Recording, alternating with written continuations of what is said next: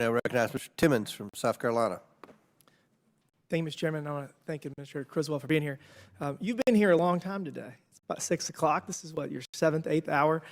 We appreciate you being here to answer these questions. I don't think any of us believe that you are responsible for the conduct of some of the employees and or leadership. Who knows? We're going to get to the bottom of that, but I just appreciate you being here today.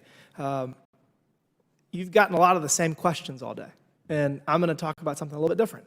I'm going to talk about the media and how it responded to this incident.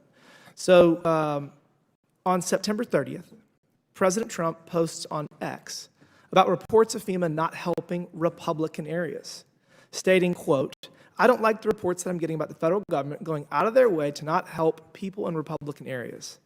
And, you know, President Trump posts this on social media, and the mainstream media, quite frankly, lost their mind. So let's just go over some of the responses. October 1st, here we have MSNBC. What kind of would-be leader lies about a deadly natural disaster? When it comes to Donald Trump and Hurricane Helene, it's not a rhetorical question. Then we have New York Times. The former president falsely accused the Biden administration of neglecting areas that had voted for Republicans. Then we go to CNN. Trump cites baseless reports about anti-Republican bias in the North Carolina response. And then finally, Vox on October 8th. Trump falsely suggested that the federal government is purposely neglecting areas with Republican voters, but none of these claims are true. So it seems that at least one of them was true, and possibly more. You know, Miss Washington was fired allegedly for not providing relief to hurricane victims because of their political affiliation. I mean, we've documented that. I guess one question for you is, what exactly was she fired for?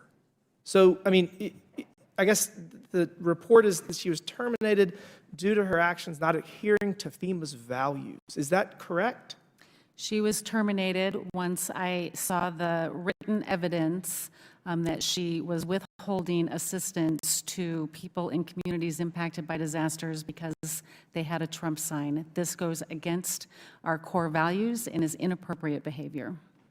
Okay, I just want to be sure we understand, because it sounds like a catch-all, the language of not adhering to FEMA's values. It's kind of similar to conduct unbecoming an officer in the UCMJ. But I guess my bigger issue is that FEMA did not cite a specific policy that she violated. So is there a specific policy that FEMA that forbids discrimination of any kind, or is this just a catch-all? We definitely have policies that prohibit the discrimination of anybody, whether it's the delivery of our disaster programs or the delivery of our grant programs that support communities to be better prepared for the severe weather events that they're experiencing.